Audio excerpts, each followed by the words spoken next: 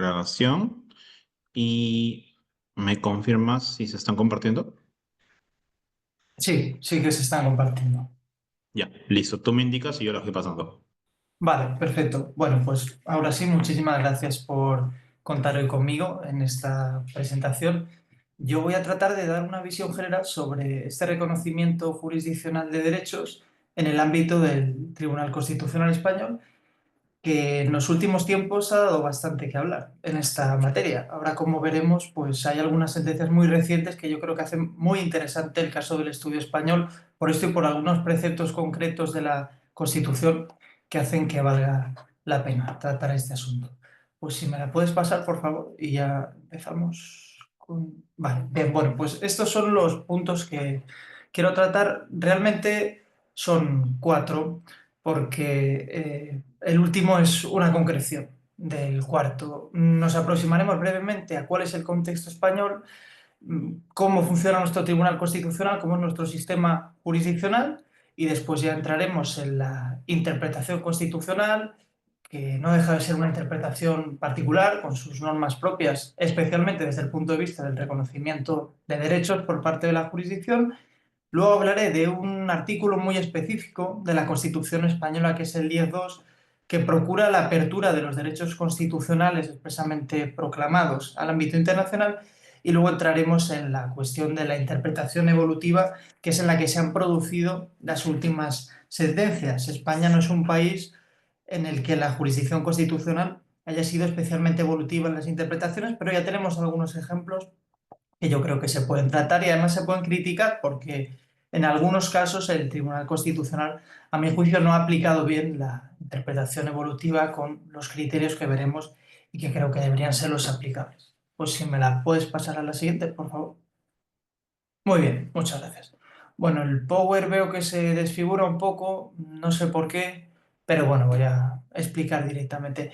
En el caso español, la particularidad que hace de este supuesto un supuesto interesante de estudio es que nuestra Constitución, no todos los países las tienen, tiene expresamente proclamado un catálogo de derechos sociales, de derechos económicos y de derechos culturales que se configuran no como derechos fundamentales en sentido estricto, porque no son susceptibles de tutela de amparo o no son susceptibles de una tutela preferente y sumaria ante los tribunales ordinarios, sino que se configuran como principios rectores. Con lo cual, esto es una primera cuestión a tener en cuenta, porque sí que contamos con algunos derechos respecto de los que en principio habría que haber recurrido a la interpretación constitucional o a la declaración jurisdiccional en caso de no tenerla en nuestro sistema.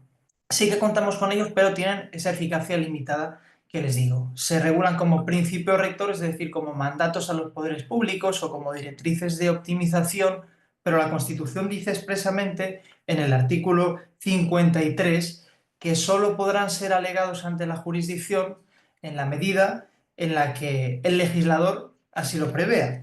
Por lo cual, el reconocimiento, el respeto y la protección de los principios reconocidos en este capítulo informarán la legislación positiva, por una parte, por otra parte, la práctica judicial y la actuación de todos los poderes públicos.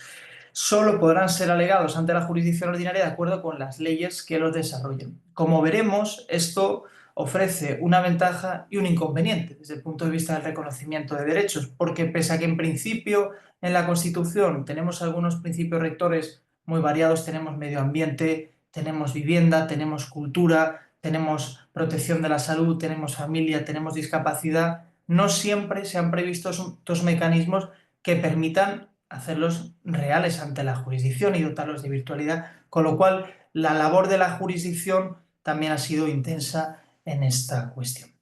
En segundo lugar, hay que hablar del control de constitucionalidad en España. A modo de introducción, tenemos un sistema de control de constitucionalidad medianamente concentrado. Salvo algunas excepciones, pues tenemos cuestiones prejudiciales en el ámbito europeo o lo que ha podido llamarse control de europeidad, que no quedaría muy lejos del control de convencionalidad en el ámbito americano. Es verdad que los tribunales ordinarios tienen las capacidades de examinar la constitucionalidad de disposiciones que no tengan rango de ley, más allá de una serie de supuestos, incluida la tutela preferente y sumaria por los tribunales ordinarios de los derechos fundamentales, es el Tribunal Constitucional el que de una manera concentrada se encarga tanto de los amparos como de los exámenes de constitucionalidad. Y esto desde el punto de vista del reconocimiento de derechos, pues también es importante tenerlo en cuenta. Y luego, la tercera pregunta que debemos hacernos es si se trata de un tribunal deferente o un tribunal activista. Y esta es una cuestión clave, como veremos, desde el punto de vista del reconocimiento de derechos, incluso frente al legislador. La conclusión era bastante clara hasta hace muy poquito, de hecho hasta hace 2 años era un tribunal relativamente deferente, respetaba bastante lo que la mayoría, lo que el legislador democrático determinaba en cada caso. Como veremos, hay unas sentencias concretas de 2023 que reconocen derechos fundamentales al aborto y a la eutanasia que ya no son tan diferentes, ya adoptan una línea más activista que trata de garantizar a través de interpretaciones de valores y de derechos constitucionales la proclamación y el reconocimiento de estos derechos. Esta es una novedad. Hasta la fecha, el Tribunal Constitucional había sido medianamente deferente, pero entraremos en ello. Si me la puedes pasar, por favor. Gracias. Bien, pues interpretación constitucional y derechos de reconocimiento jurisprudencial. Los derechos constitucionales se formulan de una forma mucho más abstracta que otras normas del ordenamiento jurídico. Son abstractos, son inconcretos y además tienen un fuerte contenido principialista. Aquí se arroja la pregunta de si la interpretación constitucional es verdaderamente una interpretación jurídica particular. Y es verdad que la doctrina ha debatido, pero yo creo que el elemento definitorio está en el carácter de principios de muchas de las previsiones constitucionales. Se recurre a la ponderación o se recurre a algunas técnicas que obligan a que la interpretación constitucional tenga un papel mucho más claro que en el resto del ordenamiento, caracterizado mayormente por reglas y por lo tanto por la subsunción. Yo creo que este es el motivo por el cual el reconocimiento de derechos requiere de una técnica de interpretación constitucional particular y la interpretación constitucional tiene un papel muy importante en el reconocimiento de los derechos. Es el grado de abstracción y también es el grado de optimización en la garantía de los derechos. A la hora de garantizarlos, primero habrá que determinar cuál es su contenido esencial, cuál es su contenido ponderable, hasta dónde llegan en el caso concreto y por lo tanto cuál es el ámbito de garantía. Bueno, pues eso hace del Tribunal Constitucional una herramienta, un instrumento, un órgano muy cualificado a la hora de determinar cuáles son los nuevos derechos que podemos no tener proclamados y de qué forma interpretar para proclamarlos correctamente. Hay que hacer referencia a algunos debates previos, como les decía, a la hora de hablar de nuevos derechos, pues por supuesto habrá posturas enfrentadas entre los originalistas, entre quienes apuestan por la voluntad inicial de los constituyentes o por el sentido originario de las normas, y los evolucionistas, aquellos que optan, como vamos a ver, por interpretaciones evolutivas que permitan adaptar la Constitución a los nuevos tiempos. Yo ya les anticipo que creo que la interpretación evolutiva es necesaria. Es necesaria que las constituciones puedan perdurar en el tiempo. Ya saben que la Constitución española es del año 78, es relativamente joven, relativamente reciente, pero se atisba que seguirá vigente durante muchos años. Los procedimientos de reforma de la Constitución española son muy profundos, además requieren referéndum constitucional, requieren elecciones, con lo cual es importante para que la ciudadanía no se desafecte de la Constitución y para que la Constitución pueda seguir ordenando el juego de los poderes del Estado y las relaciones de los ciudadanos con ellos, que sepamos ajustarla a la actualidad. Pero por supuesto que habrá que hacerlo dentro de determinados márgenes.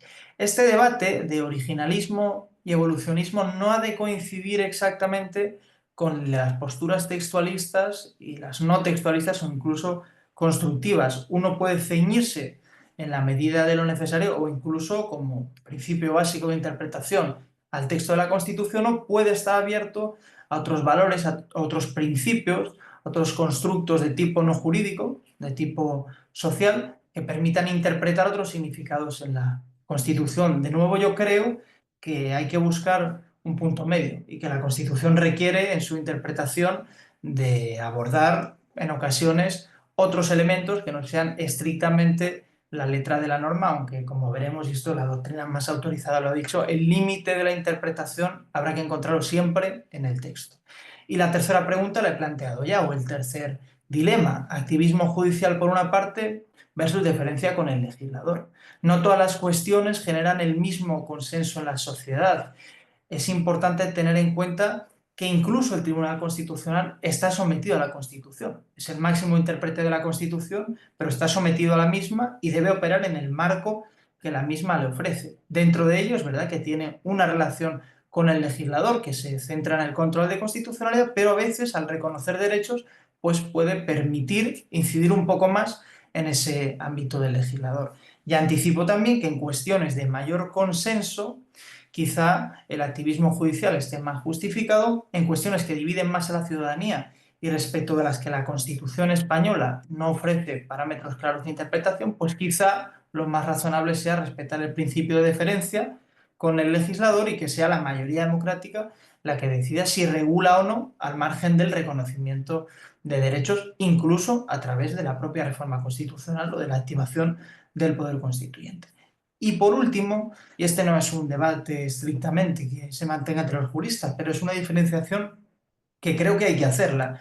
Hablaremos por una parte de derechos, de posiciones jurídicas, de facultades, de manifestaciones que estén implícitas en el texto constitucional y luego hablaremos, por supuesto, de derechos de nueva creación, porque no se trata de lo mismo. Veremos que hay algunos casos en los que el contenido esencial de lo que la Constitución declara de forma literal, pues llega más allá de lo que podríamos pensar en un momento con un criterio meramente literal de lectura del precepto, pero luego hay otros derechos que requieren una creación compleja, que requieren la interrelación de principios, de derechos, de valores y que por lo tanto no se derivan implícitamente del contenido de un derecho, incluso desde un punto de vista lógico, sino que son una construcción que deriva directamente en un nuevo derecho. Pues si me la puedes pasar, por favor. Muchas gracias.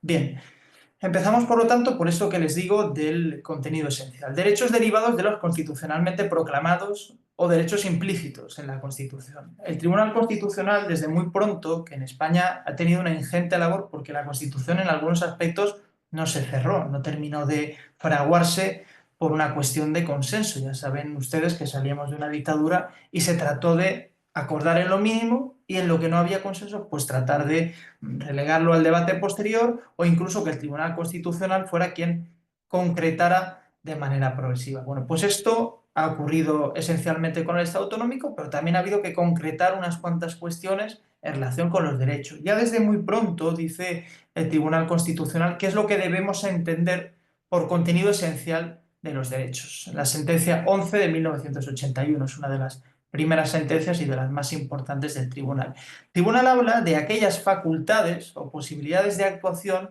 necesarias para que un derecho sea reconocible como pertinente al tipo constitucional o aquella parte del contenido de un derecho que sea absolutamente necesaria para que los intereses jurídicamente protegibles resulten efectivamente protegidos.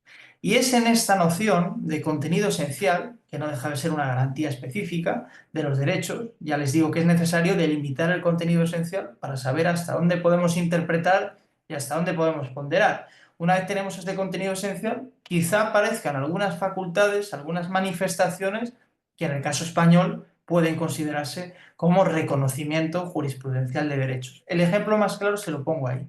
La tutela judicial efectiva es para nosotros un derecho fundamental, lo tenemos en el artículo 24, que viene a decir lo que ahí tienen. Todas las personas tienen derecho a obtener la tutela efectiva de los jueces y tribunales en el ejercicio de sus derechos e intereses legítimos sin que en ningún caso pueda producirse indefensión. Ahí no se habla de algunas cuestiones que son, desde un punto de vista lógico, absolutamente prioritarias para que esta tutela judicial efectiva pueda realizarse.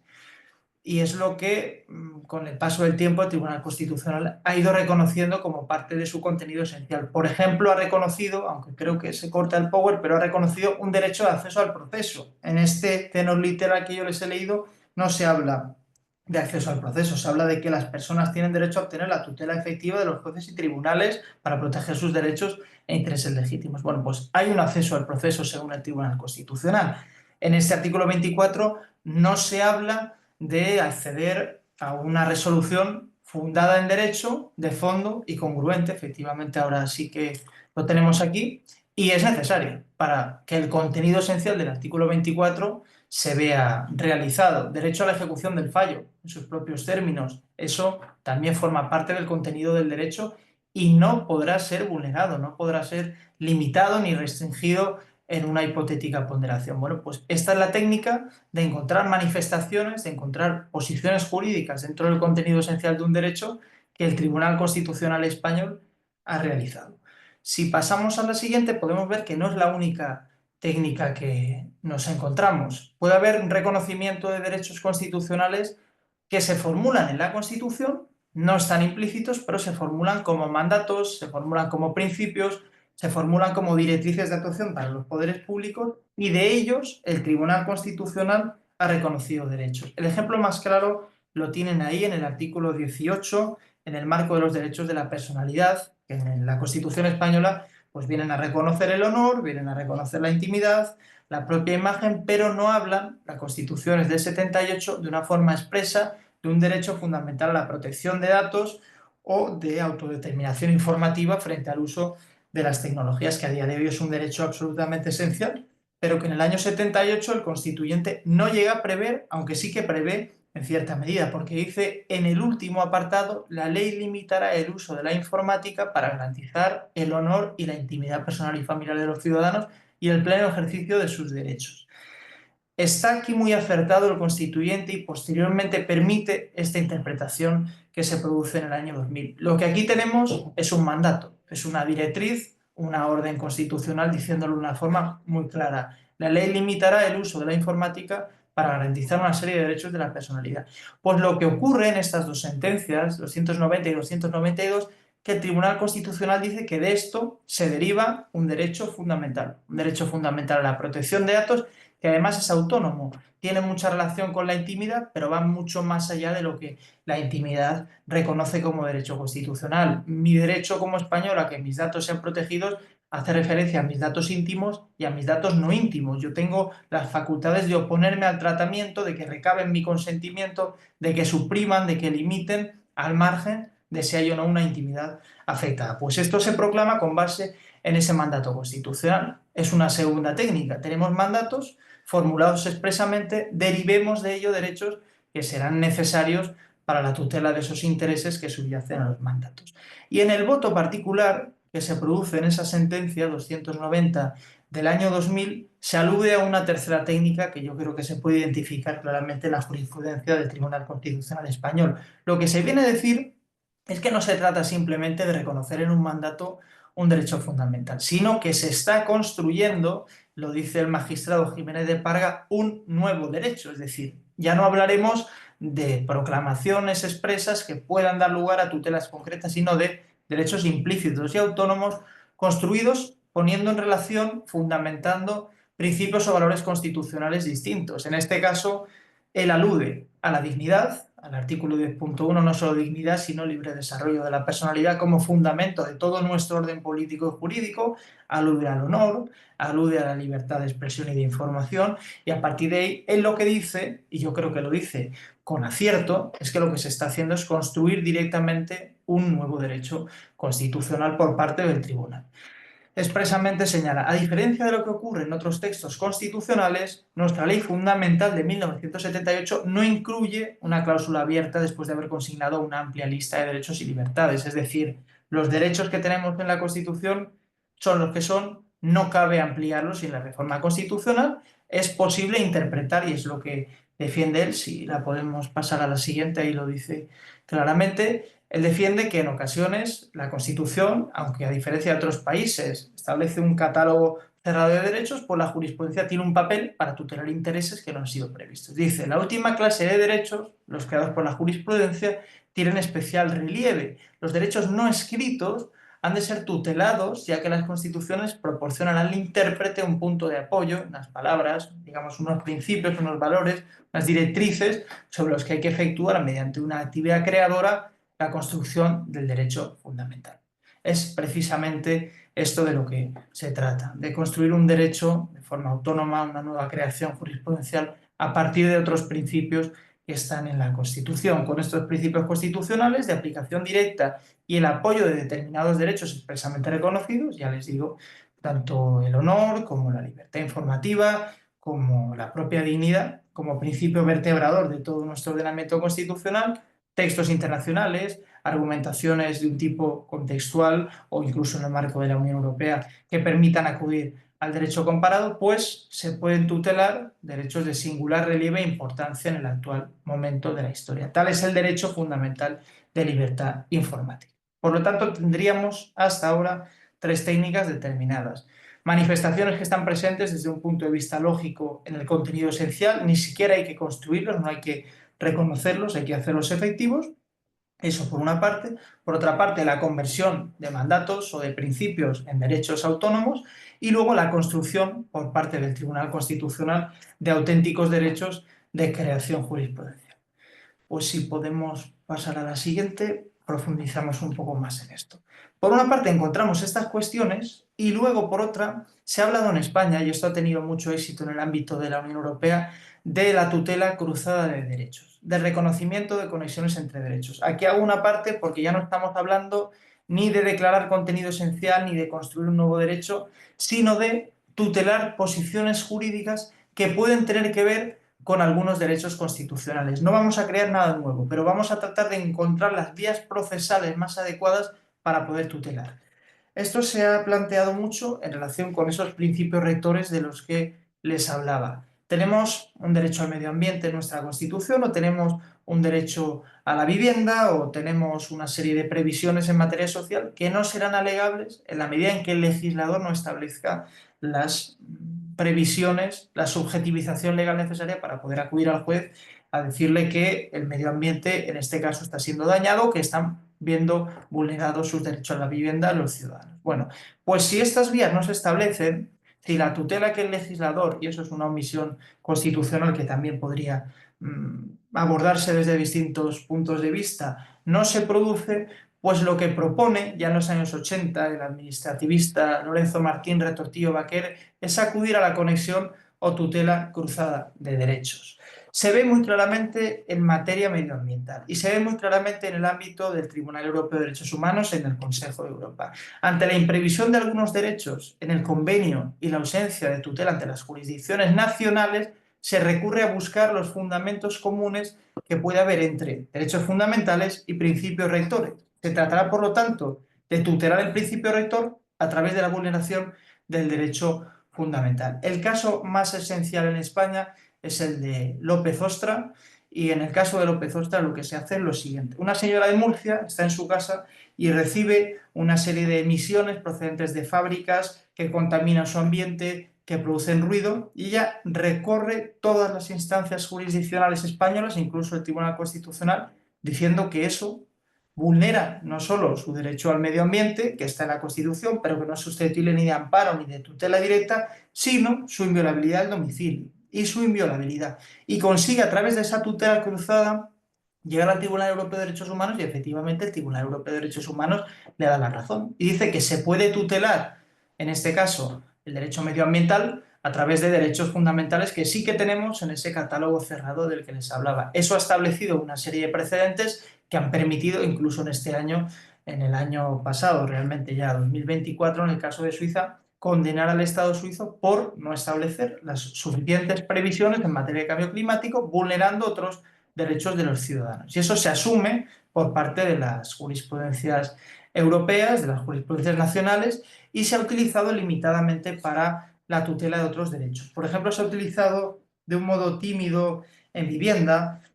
Se ha intentado encontrar una conexión, por ejemplo, entre la integridad física y moral o la inviolabilidad del domicilio o la libre elección de residencia o la intimidad personal y familiar o el libre desarrollo de la personalidad con la vivienda. Y tiene cierta lógica jurídica, hay que reconocerlo. Si yo no tengo vivienda, yo no tengo una libertad de residencia efectiva. Si yo no tengo vivienda, yo no tengo un domicilio inviolable. Y ha acogido la jurisprudencia muy tímidamente estas cuestiones en el ámbito del Tribunal Europeo de Derechos Humanos. Por ejemplo, se ha vinculado con vida privada, la habitabilidad o la accesibilidad, o con la integridad física y moral, y el Tribunal Constitucional de nuevo lo ha derivado a esa exposición al ruido y a esa inviolabilidad del domicilio. Son cuestiones puntuales que permiten no reconocer nuevos derechos, pero sí reconocer posiciones jurídicas que son tutelables a través de los derechos que sí que tenemos proclamados.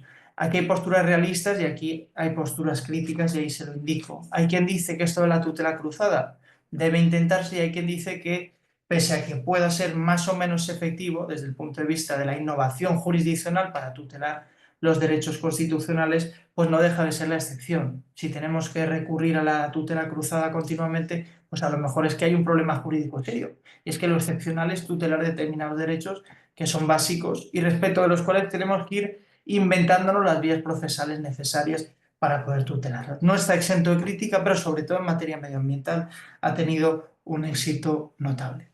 Pues sí, podemos pasar a la siguiente. Muy bien.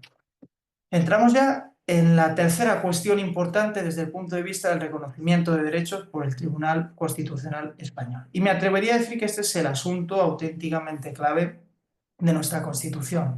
Tenemos control de europeidad, pero no tenemos un control de convencionalidad en sentido estricto, como los tienen los países americanos, con lo cual lo que hace nuestro constituyente, con mucho acierto, hay quien a este artículo le llama la joya de la corona en materia de derechos, es decir, que las normas relativas a los derechos fundamentales y a las libertades que la Constitución reconoce se interpretarán de conformidad con la Declaración Universal de Derechos Humanos y los tratados y acuerdos internacionales sobre las mismas materias ratificados por España. Esto es una cláusula pionera que se introduce en Portugal en el año 76, 2 años antes de nuestra Constitución, y nuestras Cortes Constituyentes comienzan a debatir si a lo mejor hay que introducir una cláusula de estas características. Y finalmente se introduce y otros países pues también la adoptan. Es el caso de Rumanía en el año 91, es también el caso de Colombia. Pero este artículo 10.2, esta dicción, que en principio es muy sencilla, las normas relativas a los derechos fundamentales que la Constitución reconoce se interpretarán de conformidad con los tratados internacionales, tiene algunos problemas interpretativos que hay que concretar para entender cuál ha sido su génesis en nuestro ordenamiento y sobre todo su incidencia. Ha conllevado una transformación radical del ordenamiento constitucional español desde el punto de vista del reconocimiento jurisprudencial de derechos, que a continuación en la siguiente diapositiva pues brevemente lo podemos abordar. Hay que hacer una pequeña exégesis del artículo, pero voy a intentar hacerla de forma breve. Pocos son los criterios interpretativos que de forma expresa la Constitución española incorpora en su articulado. Normalmente los aporta el Tribunal Constitucional al ejercer su labor. Son propios del intérprete, pero no son de la norma objeto de interpretación. Ya les he hablado de la elevada generalidad y abstracción que es característica de los derechos constitucionales, pues a esto hay una pequeña excepción que es este artículo 2 que nos da un criterio de interpretación de estos principios caracterizados por un alto grado de abstracción. Criterio de interpretación expreso, el artículo 10.2. Hay que ver, por tanto, cuál es su objeto y destinatarios, cuál es la clase y efectos de la interpretación que se prevé, cuál es el mandato de interpretación y de integración en su caso de derechos, que ya les anticipo que sí, porque estamos hablando de la creación jurisprudencial de derechos, e incluso si hablamos de un parámetro de constitucionalidad. Lo cierto es que este artículo ha supuesto, sin duda alguna, un nuevo paradigma en el ordenamiento español y en su relación entre el ordenamiento constitucional y el ordenamiento internacional, porque la posición de la norma suprema de la Constitución en relación con los tratados se ha visto alterada de un modo muy claro. Ya no es la Constitución la que condiciona a los tratados en la interpretación constitucional, sino que son los tratados los que por mandato constitucional, de otro modo no podría ser, teniendo el sistema de fuentes en la mano, son los que pasan a condicionar directamente el sistema constitucional y la interpretación de los derechos que la propia Constitución garantiza. Y detrás de esta dinámica, pues hay que reconocer que hay una encrucijada no menor, porque adoptar una interpretación u otra determinará un mayor o menor grado de vinculación de los derechos que la Constitución proclama, respecto de los que además puede no decir nada, pero los tratados internacionales sí que pueden decirlo. Es decir, es capaz de arrastrar a los poderes estatales vía tratados internacionales en un mayor o menor grado de tutela. Y en el caso de algunos derechos que son prestacionales, los principios rectores ya está claro que lo son, mientras el legislador no establezca los mecanismos necesarios, no ponga el dinero, no ponga el presupuesto necesario para tutelar la vivienda, pues no podrá alegarse ante la jurisdicción. Bueno, pues quizá el artículo 10.2 aquí tiene algo que decir. ¿Cuál es el objeto y los destinatarios del mandato? Y aquí incido porque es una cláusula muy atípica en el derecho comparado. En Alemania han tenido que hacer construcciones jurisprudenciales a partir de la dignidad como valor superior para poder ir reconociendo algunos contenidos de derechos acudiendo a los textos internacionales. España, la Constitución, lo dice directamente. Es un ejemplo muy atípico y por eso vamos a centrarnos un poco más en ello. Hay que preguntarnos cuáles son los derechos comprendidos por este mandato, porque ya les digo que tenemos derechos fundamentales y tenemos unos principios rectores que no son fundamentales. El Tribunal Constitucional se ha negado hasta la fecha a reconocer que el artículo 10.2 se aplique a estos principios rectores y para ello se ampara en el tenor literal, porque dice las normas relativas a los derechos fundamentales. Y el Constitucional, pues a partir de esto, interpreta que por derecho fundamental deben entenderse los que tienen más esfera de garantías, los que son objeto de amparo, son objeto de tutela preferente y sumaria, son objeto de desarrollo por ley orgánica que respete el contenido esencial, no los principios rectores, pero aquí está la encrucijada, como les digo, en el momento en que este precedente cambie y el Constitucional diga que los principios rectores sí que vienen vinculados por lo que diga la ONU o por lo que digan distintos convenios internacionales, pues el Estado ha de ponerse las pilas con la cuestión prestacional. Inmediatamente ha de prever los mecanismos porque pasarían a integrar el contenido de estos derechos. Clase y efectos de la interpretación.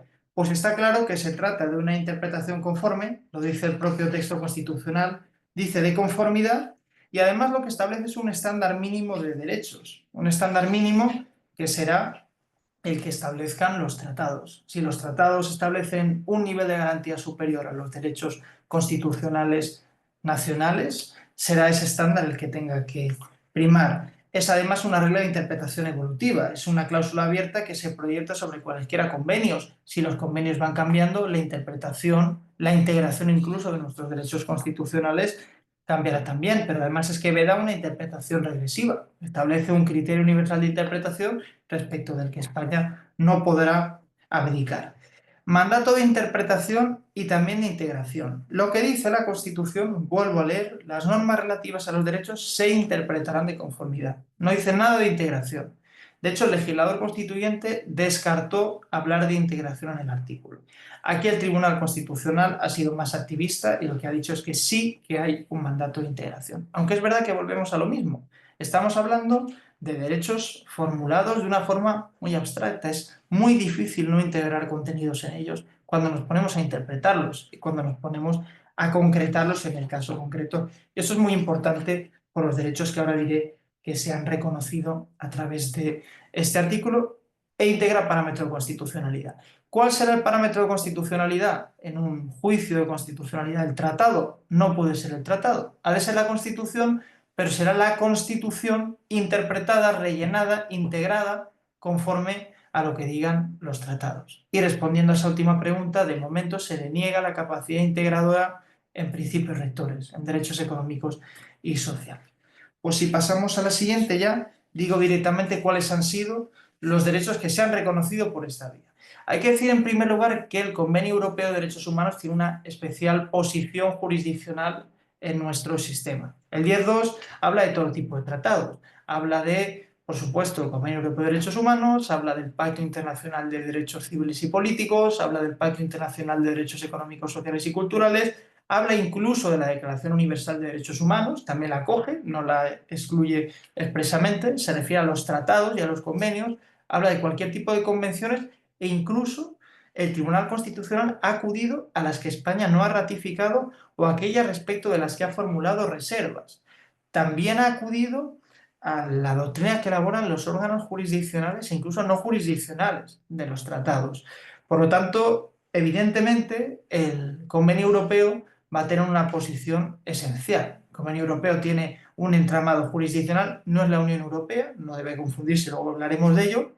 Tiene un tribunal, tiene protocolos que obligan a España a la ejecución cuando es condenada, con lo cual esa es la vía esencial por la cual el 10.2 ha permitido integrar muchos contenidos que en el ámbito europeo están garantizados. Pero también se ha acudido, como digo, a otros tratados. Derechos reconocidos por el Tribunal Constitucional Español, derechos de reconocimiento jurisprudencial a través del artículo 10.2. Pues algunos tan esenciales como, en primer lugar, la segunda instancia en materia penal.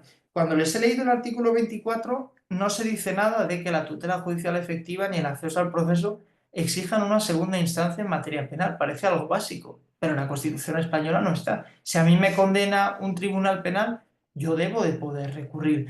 Pues esto lo integra el Tribunal Constitucional en ese artículo 24 a través de los textos internacionales. El 14.5 del Pacto Internacional de Derechos Civiles y Políticos en particular, y en contra de reiterada jurisprudencia anterior, en el año 82 finalmente se declara que se integra en el contenido del derecho esa segunda instancia en materia penal. En segundo lugar, el habeas data o protección de datos, pero aquí hay que hacer una salvedad porque no como un derecho fundamental autónomo, que es el sentido que les digo, que llega en el año 2000, sino en la manifestación del año 93, de la sentencia 254 de 1993. Hay un convenio europeo de protección de datos, que es el que permite al tribunal ir abriendo la veda de hablar de que no solo tenemos un mandato, sino que tenemos un derecho. Luego, posteriormente, como digo, se procede a la creación de un nuevo derecho jurisprudencial, pero en el año 93 permite este convenio integrar en este mandato que les digo la protección de datos.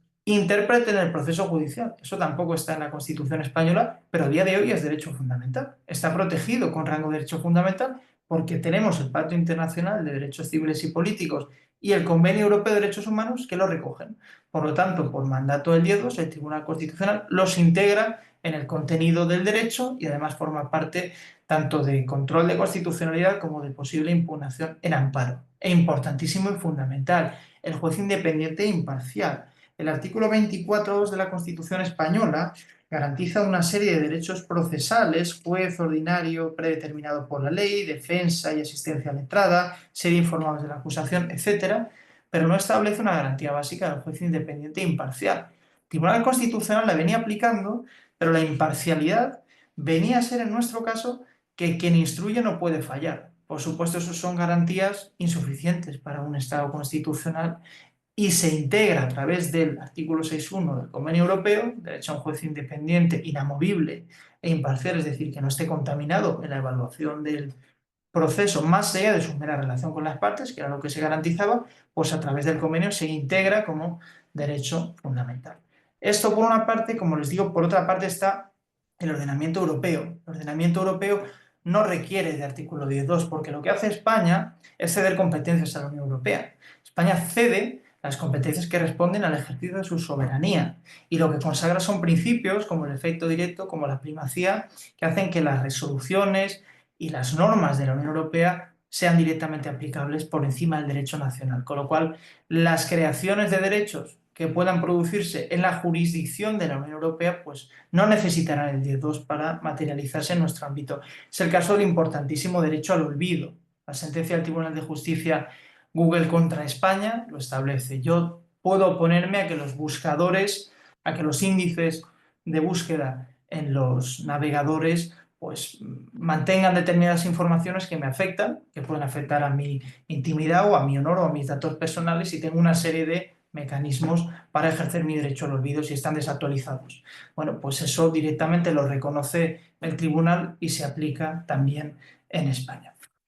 Si podemos pasar a la siguiente, ya voy con la interpretación evolutiva. Por lo tanto, recapitulo. Hemos hablado de una serie de técnicas de reconocimiento jurisprudencial de derechos en nuestro caso, hemos hablado de la conexión de derechos, hemos hablado de un precepto específico que es el artículo 10.2, pues no, que nos queda la cuarta de las cuestiones que les decía, que es la interpretación evolutiva de la Constitución.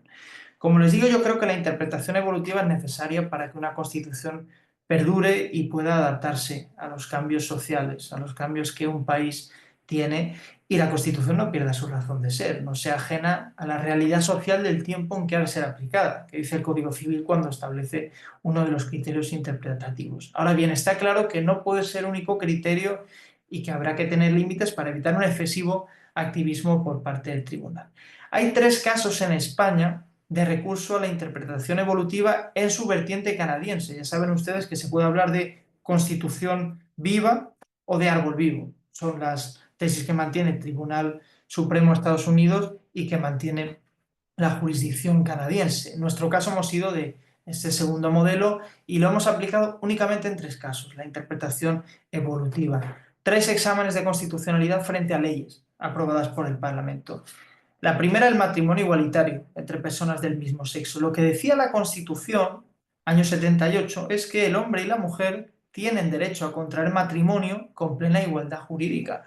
Cuando dice hombre y mujer, ¿dice el hombre con la mujer? ¿O reconoce el derecho generalmente a todas las personas? Bueno, pues se aprueba en el año 2005 esta ley de matrimonio igualitario, es impugnada y lo que finalmente va a decir el Tribunal Constitucional es que se ha de recurrir a una interpretación evolutiva. Lo que quienes impugnaron la ley decían es que se vulneraba la garantía institucional del matrimonio. La garantía institucional en España funciona como una especie de halo que protege a los conceptos constitucionales hasta el punto de impedir que se vacíen de forma que la sociedad no los pueda reconocer. Lo que decían estos recurrentes, que eran diputados de un grupo conservador, es que reconociendo el matrimonio igualitario, la garantía institucional del matrimonio quedaba enteramente desdibujada. Y lo que dice el Tribunal Constitucional es que no, que atendiendo a los cambios sociales, y en su sentencia cita una serie de estudios sociológicos, los españoles ya entienden que la institución matrimonial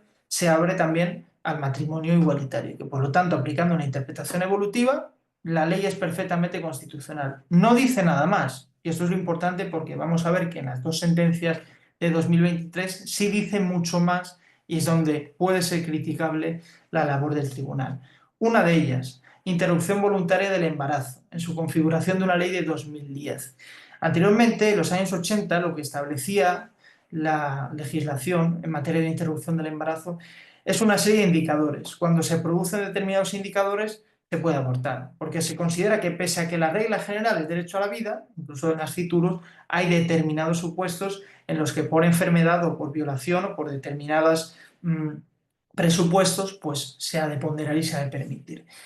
Eso en 2010 cambia, se supera el sistema de indicadores y se establece la libre interrupción en las primeras 14 semanas de gestación. Se vuelve a impugnar y de nuevo nos vamos a encontrar con una interpretación ciertamente evolutiva, pero que no va a limitarse a decir que es constitucional. Va a decir que hay un derecho constitucional implícito de creación jurisprudencial absoluta a la interrupción voluntaria del embarazo, lo cual conlleva un cambio de precedente muy grande, porque no pasamos de esa regla general de derecho a la vida con excepciones, sino regla general de derecho a la interrupción con excepciones en favor del derecho a la vida, que esto ahora lo analizaremos cuando hablemos del precedente. Y en tercer lugar, la eutanasia, que se hace en el año 21, es despenalizar la eutanasia, hasta entonces estaba penada en nuestro código y se regulan determinados supuestos en los que se despenaliza bajo asistencia médica.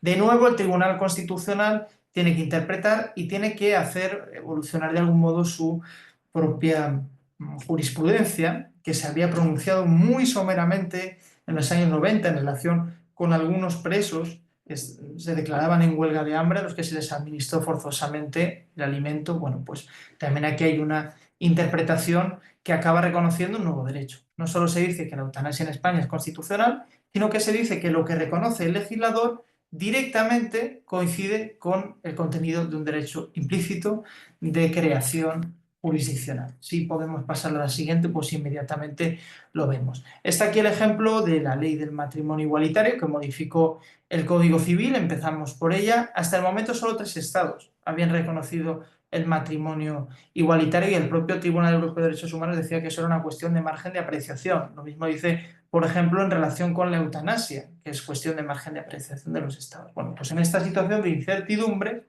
el tribunal resuelve favorablemente a la constitucionalidad. Y lo que hace es establecer una clara diferencia en su sentencia en relación con lo que el legislador ha decidido. El legislador ha decidido que este matrimonio puede llevarse a cabo, las creencias de la sociedad española han cambiado, ahora son favorables. Creo que la sentencia llega a decir en más de un 70%, más de un 80% a esta clase de matrimonio, por lo cual no podemos oponernos a su constitucionalidad, porque ese matrimonio que indudablemente en el año 78 era entre hombre y mujer, pues ya lo podemos entender de otro modo sin vulnerar el tenor literal, porque dice el hombre y la mujer, y ahora luego incidiré en esto, porque si se hubiera vulnerado el tenor literal, lo que habría que haber hecho era reformar la Constitución. La interpretación evolutiva se produce en el marco del tenor literal y no reconoce un derecho constitucional. Sin embargo, si pasamos a la siguiente, inmediatamente vemos que no es lo que ocurre en otros casos.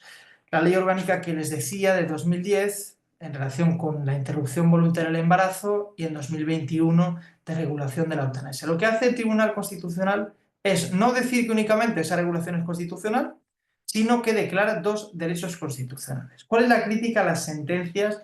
Y ha recibido una crítica bastante acerada por parte de la doctrina, a mi juicio justificada. En primer lugar, exceden el objeto del proceso. Si al tribunal le preguntan por el control de constitucionalidad, no puede proclamar que hay una serie de derechos porque excede la pretensión procesal sobre la que se le pregunta. Debe decir que la ley es constitucional o que es inconstitucional, pero aquí proclama directamente los derechos. ¿Qué es lo que dice? Que existirían una serie de derechos implícitos coincidentes con los que reconoce la ley. ¿Eso qué significa? Significa que hasta el momento en el que ese legislador reconoce esos derechos tenemos un estado de inconstitucionalidad. Significa que hemos tenido una vulneración sistemática, una omisión de lo que la Constitución establece. Y más allá, significa que un futuro legislador no va a poder modificar estas legislaciones, no va a poder desregularlas porque el Tribunal Constitucional lo que dice es que aquí tenemos un derecho constitucional. Bueno, pues es un ejemplo de activismo sin consenso social y en caso muy dudoso, porque lo que dice el Tribunal es que una lectura combinada de la dignidad por una parte, principio muy genérico, y por otra parte de la integridad física y psíquica, permite establecer que hay un derecho fundamental a la eutanasia y que hay un derecho fundamental a la interrupción del embarazo. Esto además contraviene sus precedentes, que ya les he indicado, y no se refiere a ellos el Tribunal Constitucional. Sí que reconoce que hay sentencias previas, pero no se desmarca de ellas. No motiva, por supuesto que se puede cambiar el precedente. De hecho, en España el precedente no tiene el peso que tiene en otros sistemas, pero hay de motivarse, ha de argumentarse jurídicamente ese cambio de precedente. E incluso me atrevo a decir que la imparcialidad del tribunal está en jaque, porque en el momento en el que se comienza el estudio de la constitucionalidad de la ley y se nombra un ponente de la sentencia, ya se dice cuál va a ser la realidad de la sentencia. Ya se dice que se va a declarar la constitucionalidad antes de que se haya hecho la ponencia. Esto confronta claramente con lo que se hace en la sentencia que les digo del matrimonio. En esa sentencia se dice que es constitucional y no se declara ningún derecho. En este caso se declaran derechos que arrojan esa pregunta que les hago. ¿Un futuro legislador puede desregular, puede modificar esas leyes? ¿O como coinciden a través de esta creación jurisdiccional con determinados derechos, no cabría esa posibilidad? Y les planteo una cuestión más, que está a puesto de relevancia el profesor Javier Díaz Reborio. Javier Díaz Reborio se refiere a una constitucionalidad sobrevenida en el caso de la sentencia del matrimonio igualitario, porque se impugna en el año 2005 y se resuelve en el año 2012. Es decir, esta ley se tiene en un cajón a lo largo de 7 años por parte del Tribunal Constitucional. Si cogemos las encuestas sociológicas a las que les hacía referencia en el año 2005, 2006, 2007, esa ley no es constitucional. La interpretación evolutiva todavía no nos permite entender que la sociedad española tiene ese concepto del matrimonio porque las encuestas dicen que no, las encuestas dicen que eso se produce a partir de 2011, cuando hay unas nuevas elecciones. ¿Qué habría pasado si el Constitucional hubiera resuelto en el propio 2005 o en el 2006? Nos encontramos ante una constitucionalidad sobrevenida de la regulación. Bueno, pues esa es otra pregunta que debe hacerse, porque también nos permite preguntarnos si en el caso de la eutanasia y del aborto, cuando el tribunal dice que esto son derechos, e interpreta evolutivamente que lo son, antes no lo era. ¿Y desde cuándo? Es decir, ¿desde cuándo se produce esa vulneración de la Constitución? Porque está claro que el constituyente no pensaba en eutanasias, pero si hay una interpretación evolutiva, ¿desde cuándo? Es decir, es muy difícil fijar el momento concreto, por lo cual yo creo que hay que hablar de una serie de criterios que son a los que a continuación procedo a aludir si podemos pasar a la siguiente. Los propone precisamente el profesor Díaz Reborio en un capítulo que recomiendo vivamente.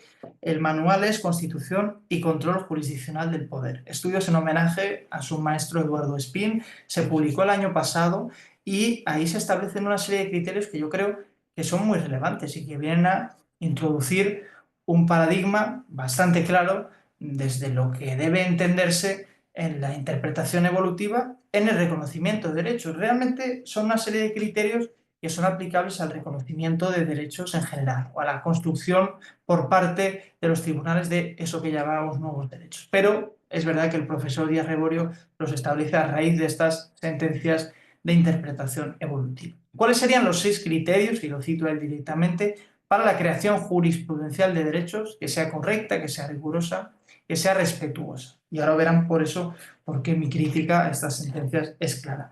En primer lugar, es necesario un fundamento constitucional. Deberemos encontrar en esos nuevos derechos que proclamamos el fundamento. En el caso, por ejemplo, de la eutanasia, pues se identifica la dignidad, se identifica la integridad física y psíquica.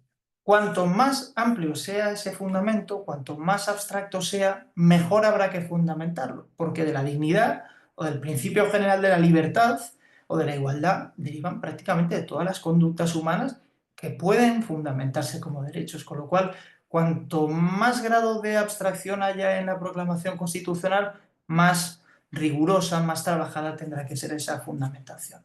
En segundo lugar, suficiente argumentación en la relación entre este fundamento y el nuevo derecho que se reconoce. Habrá que fundamentar muy bien, valga la redundancia, cuál es esa relación entre el fundamento que yo identifico y el derecho que yo proclamo. Aquí, por supuesto, se puede acudir a criterios de muchos tipos. Puede haber argumentos contextuales de derecho comparado, puede atenderse a la realidad social, puede atenderse incluso a la voluntad de los constituyentes. No es descartable, ni siquiera es contradictorio, pero habrá que justificar muy bien desde un punto de vista neutral y no finalista. No puede ser la finalidad proclamar ese derecho y deductivamente establecer la fundamentación. Tendrá que ser al revés. En tercer lugar, no contradicción del tenor literal de la Constitución. Esto ya lo he dicho en alguna ocasión. Del tenor literal parte la interpretación y en el tenor literal acaba. La mutación constitucional, la interpretación evolutiva es posible, pero no puede contradecir la Constitución. Si la contradice, ya no estamos ante una interpretación evolutiva, estamos ante una reforma implícita. Es decir, estamos ante la sustitución por parte del Tribunal Constitucional del poder constituyente. En el caso del matrimonio igualitario, ya les digo que está bien hecha la interpretación evolutiva, porque respeta el tenor del hombre y la mujer. El hecho de reconocer este matrimonio no vulnera el tenor literal. El hombre y la mujer siguen teniendo el derecho. Ahora, un hombre puede contraer matrimonio con hombre o con mujer, y una mujer puede con mujer y con hombre. No pasa, por ejemplo, en el caso de la Constitución ecuatoriana, que dice exactamente el matrimonio es la unión entre hombre y mujer. Y allí lo que hizo la Corte Constitucional es rechazar lo que llama una interpretación literal y restrictiva del artículo que consideró contraria a la propia Constitución. Ahí se produce una reforma implícita claramente. A través de una interpretación evolutiva se vulnera el tenor literal. Bueno, pues eso en el caso español no ocurrió. El valor del precedente, también lo hemos comentado. En el sistema español el precedente no tiene la fuerza que tiene en otros lugares, pero aporta seguridad jurídica, aporta previsibilidad del derecho. Cuando un tribunal quiere producir un cambio de precedente, lo puede hacer, naturalmente, lo puede hacer de una forma muy legítima, pero tendrá que identificar el precedente, tendrá que justificar, tendrá que fundar, tendrá que motivar en derecho por qué se aparta de él. Por ejemplo, es lo que ocurre en Estados Unidos respecto a Roe versus Wade, famosísima sentencia que en el año 22 ha sido rectificada, pero ha sido rectificada con muchas páginas en las que se motiva, se reconoce que se está cambiando el precedente, no tratan de ocultarlo, lo dicen de una forma manifiesta, pero tratan de justificarlo jurídicamente, lo que no ha pasado en el caso de estas sentencias. Criterio de la deferencia hacia el legislador, o bien cuando, como les digo, los fundamentos constitucionales son muy genéricos, dignidad, libertad, igualdad, o bien cuando no hay consenso, pues en ese caso, si la interpretación es ambigua o no es clara del precepto constitucional, pues lo mejor será que el legislador democrático sea quien decida, que decida la regla de la mayoría o incluso que se cambie la propia Constitución. Si hay más consenso o si de algún modo la interpretación es más clara, pues seguramente el activismo esté justificado. Y luego, en sexto lugar, ahí lo apunto y viene inmediatamente el consenso social y no la división. Fuertes temas morales que dividen la sociedad, respecto de los cuales la Constitución no se pronuncia de un modo claro, pues quizá no aconsejen declarar derechos implícitos. En cambio, si hay un gran consenso, mismamente matrimonio igualitario, yo creo que en unos años en eutanasia habrá un gran consenso en España, pues la postura activista puede ser seguramente la más adecuada. Y en la siguiente diapositiva, que es la última, les hago referencia a un último supuesto que no supone reconocimiento jurisprudencial de derechos, pero que en España ya ha desembarcado. Ya tenemos derechos de titularidad no personal que reconoce el legislador, pero que tiene que entrar a valorar, tiene que entrar a decidir si caben o no en la Constitución el propio Tribunal Constitucional. Lo que ha pasado con el reconocimiento de derechos de la naturaleza, que en otros países, por ejemplo Bolivia o Ecuador, incluso a nivel constitucional es evidente, con lo cual ahí no hay ningún tipo de reconocimiento jurisprudencial, sí en otros países, por ejemplo Colombia, pero en el caso español eso no existía. De hecho, es el primer ejemplo en la Unión Europea el caso español. Ya les digo que aquí la jurisdicción no crea derechos, pero tiene que decir si esos derechos que crea el legislador están o no integrados de forma válida en el marco constitucional. Y aquí hay que hacer algunas puntualizaciones. Clásicamente, además de las generaciones de derechos, primera, segunda, tercera, cuarta, se viene hablando de una clasificación en virtud de la cual tenemos derechos individuales, de ejercicio estrictamente personal. Yo puedo ejercer mi libertad de expresión de un modo individual y solo requiero que los demás ciudadanos y el Estado me la respeten o en su caso me la tutelen. Derechos colectivos, derechos que pueden ejercer los que son identificables dentro de un grupo social de una forma más o menos determinada. Por ejemplo, los derechos de los consumidores, que están en la Constitución española a modo de principios rectores, son derechos colectivos.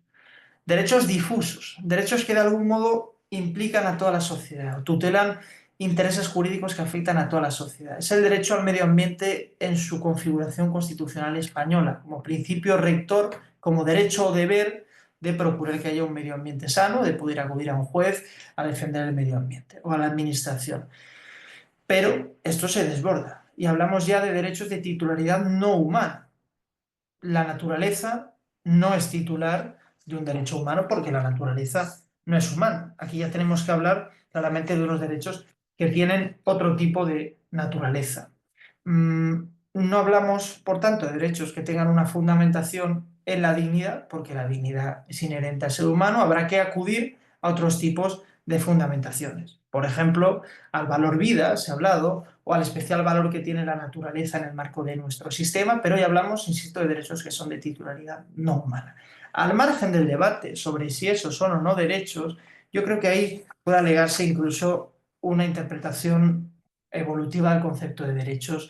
El concepto de derechos hoy puede ser uno y quizá pueda ser otro en el futuro. De hecho, el concepto de derechos está más ligado a la concepción liberal del poder en Europa y, por otra parte, el concepto de naturaleza está mucho más presente en los países hispanoamericanos. Hablar de derechos de la naturaleza probablemente sea unir estas dos nociones, la noción liberal de derechos con esa noción que pone a la naturaleza en el centro de todas las cosas, casi desde una postura de conciencia. Bueno, pues eso puede permitir hablar de derechos de la naturaleza. Creo que se puede hablar de ello jurídicamente. Creo que todos los conceptos jurídicos son ciertamente mutables, pero insisto en que son derechos no humanos. Bueno, pues estos derechos el legislador español ya los ha proclamado.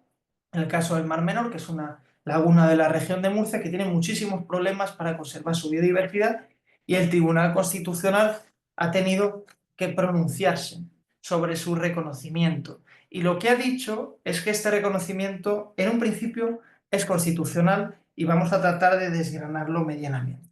En primer lugar, hay que entender por qué se produce este cambio en España, por qué se acude a una técnica desconocida en Europa. ¿Acaso el sistema jurídico ofrece problemas? Bueno, pues realmente la respuesta es que sí. El derecho medioambiental a día de hoy en España es toda una disciplina propia, es uno de los principios rectores que se han desarrollado mucho, que se han subjetivizado mucho y tiene una serie de elementos muy claros que hacen de ella casi una rama propia del derecho ambiental.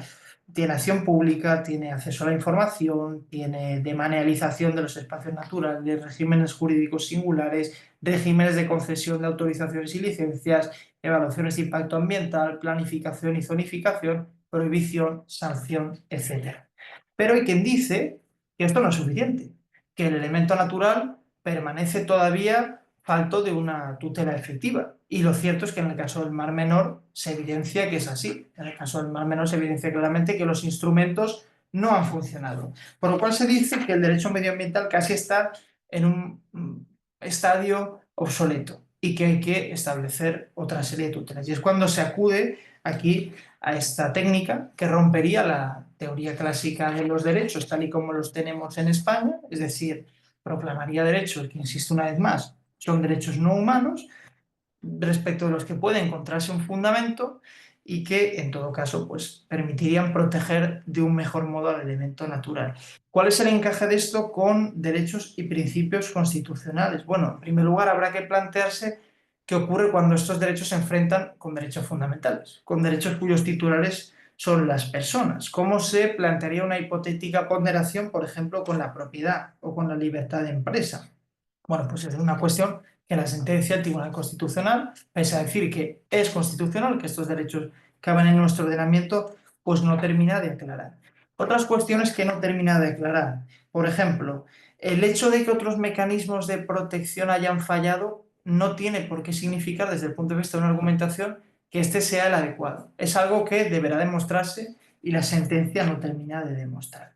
No demuestra si a lo mejor hay medidas más o menos gravosas, no entra en esta oposición entre derechos de rango legal y rango constitucional y tampoco opina desde el punto de vista de la libertad de conciencia o la libertad religiosa. Entró de nuevo en esa cuestión de la Constitución ecuatoriana. Es evidente que la Constitución ecuatoriana, cuando establece los derechos de la naturaleza, excepciona de forma expresa otros principios y derechos constitucionales por ministerio constitucional. El problema es que cuando en España eso no se produce, ¿qué pasa, por ejemplo, con la libertad de conciencia? Porque hay ciudadanos que pueden estar muy de acuerdo en que la naturaleza tenga derechos, pero hay otros que pueden no estarlo. Cuando el legislador establece esta opción, está vulnerando la cosmovisión de estos ciudadanos en el marco de la relación con la naturaleza. Bueno, no solo la sentencia no lo dice, sino que el recurso de inconstitucionalidad tampoco lo pone de manifiesto, con lo cual es una cuestión que yo creo que habría sido también interesante aclarar, pero en todo caso lo que se determina es que sí es constitucional el reconocimiento de derechos de la naturaleza en nuestro caso y es un nuevo ejemplo de reconocimiento, no con el Tribunal Constitucional, sino por parte del legislador, respecto del cual el tribunal se muestra diferente y además establece que no solo cabe reconocer con encaje constitucional derechos de titularidad personal, sino en este caso tampoco personal. Pues bien, por recapitular, y por mi parte hasta aquí llegaríamos y abrimos el turno al debate o a las preguntas, pues son estas las técnicas en el caso español. Existe un reconocimiento de derechos de forma implícita, exige una manifestación dentro del contenido esencial, existen tutelas cruzadas de derechos, tenemos el artículo 10.2, que yo creo que es lo que más caracteriza el sistema español en este ámbito, hay interpretaciones evolutivas e incluso ya contamos con derechos de titularidad no personal. Por mi parte esto es todo y abrimos el debate o las preguntas o cuestiones que surjan. Muchas gracias. Muchas gracias, Alejo. Sí, mira, tenemos una primera pregunta que nos han hecho por el chat interno respecto, atendiendo también a la, digamos, a la diferencia que hay respecto de procesos constitucionales entre España y Perú. ¿Es posible que los nuevos derechos constitucionales sean directamente tutelables mediante el recurso de amparo o en todo caso habría otro mecanismo de tutela correspondiente? Hmm. En España se deben agotar todas las vías previas para poder ir al Tribunal Constitucional. Existe una tutela preferente y sumaria ante los tribunales ordinarios que se resuelve en poco tiempo y que permite tutelar los distintos derechos. Solo en el caso de que esto no suponga la tutela se puede acudir al Tribunal Constitucional e insisto, solo en el caso de los derechos fundamentales, porque tenemos muchos derechos en la Constitución que no son fundamentales, que la propia Constitución exceptúa de este sistema de tutela, primero preferente y sumario y luego en amparo. El problema, y lo introduzco, es que en el año 2007 se reforma la ley orgánica del Tribunal Constitucional porque el volumen de asuntos que llega al tribunal es tan grande que lo que se establece es una objetivización del sistema. Hay que demostrar la especial trascendencia constitucional para que el tribunal pueda entrar a valorar sobre los supuestos de vulneración, con lo cual el recurso de amparo ya no es un sistema de protección de derechos, es un sistema de fijación de doctrina en casos que puedan ser controvertidos y el 99% de recursos se suelen inadmitir a trámite por este motivo. Bien. En esa misma línea, justo nos comentaste uno de los casos, si no me equivoco, fue el de el aborto, que en un primer momento se entendía como una excepción a lo que viene a ser dentro del derecho a la vida, pero que luego está el derecho a la intervención y una excepción sería el derecho a la vida.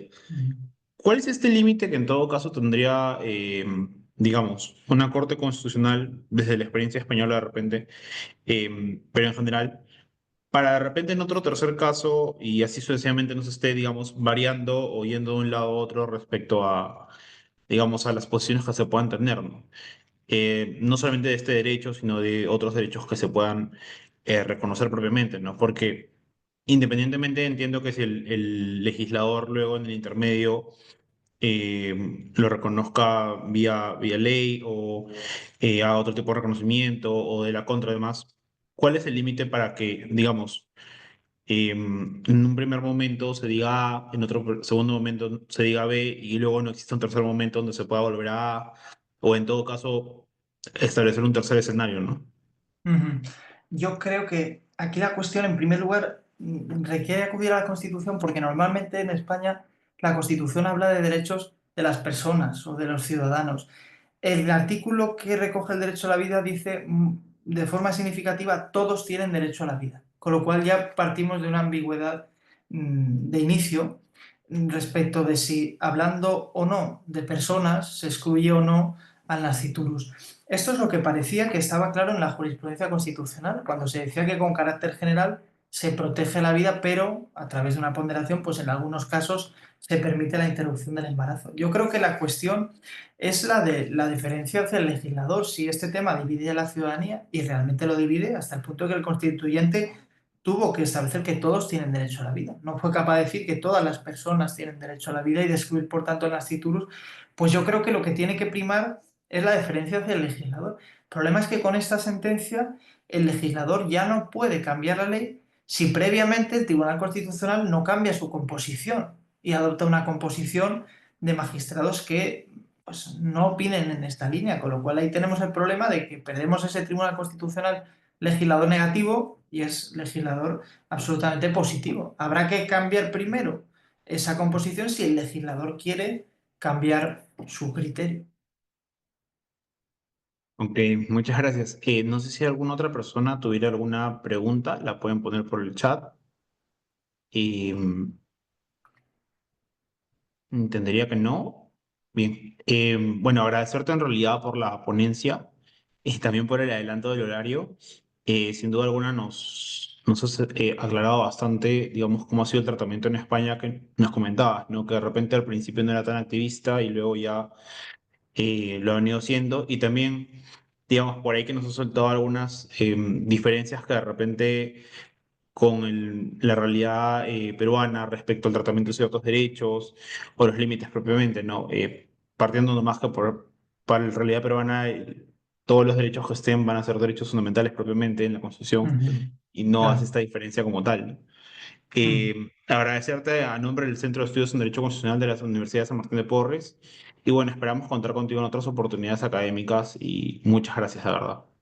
Bueno, muchísimas gracias a vosotros, ha sido un placer. Podéis contar conmigo para lo que haga falta. Listo, muchas gracias. Vale, muchas gracias. Hasta luego.